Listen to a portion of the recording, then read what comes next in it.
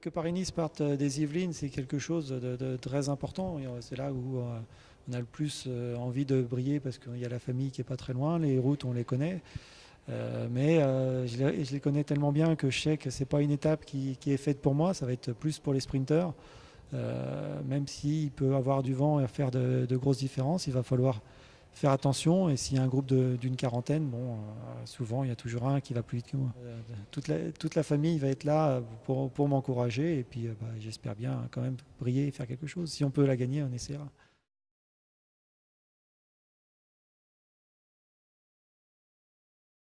Réaliser ces 40 km, 20 allées, 20 retours, donc on va jusqu'à Montfort. Allez, restez groupés jusqu'à Montfort-la-Maurie. En plus le retour il va être plus sympa, ça va être dans les bois. J'ai vu Sandy autour du Qatar, il n'était pas super, je pense que c'est le moment de le prendre. Dans 10 jours pour Paris-Nice il sera mieux, mais là c'est le dernier moment si on veut lui faire un sprint à la pancarte. Allez, il faut rester dans les roues là. Il faut en garder parce que la route est longue. Merci Charles. Franchement facile. C'est là que ça commence là. Comment ça va là? C'est pas celle-là, 9% là? Regarde. Va bien Gérard. Chute à l'arrière, les écarts, je remets.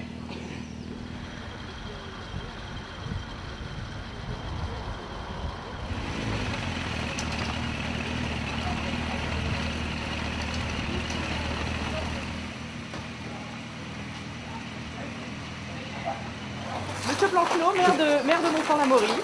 Enchanté. Vous arrivez par où? Par les pavés. Il faut pas échapper aux pavés. C'est un espèce de macaron. C'est qui fait quoi?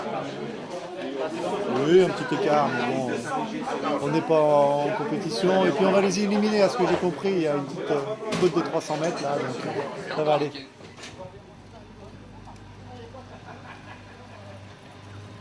Allez, c'est parti là, c'est parti.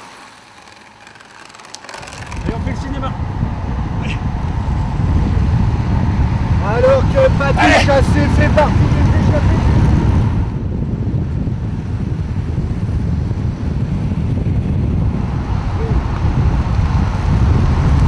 Oh putain, il fait mal à la gueule. C'est bon là? Ah merde, attends, je suis encore à l'antenne.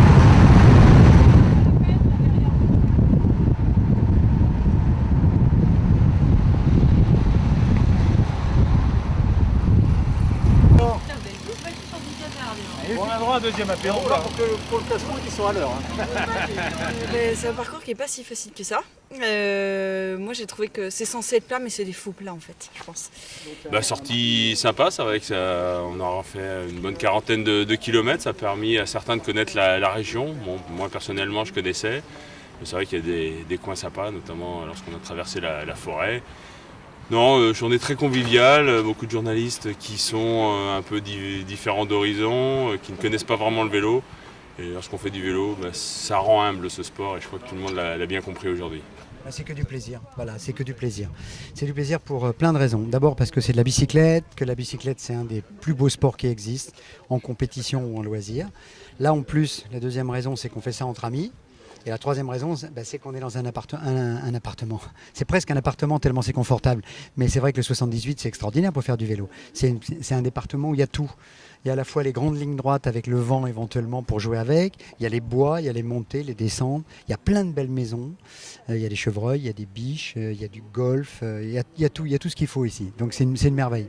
Rendez-vous le 5 et 6 mars à Oudan pour du vélo.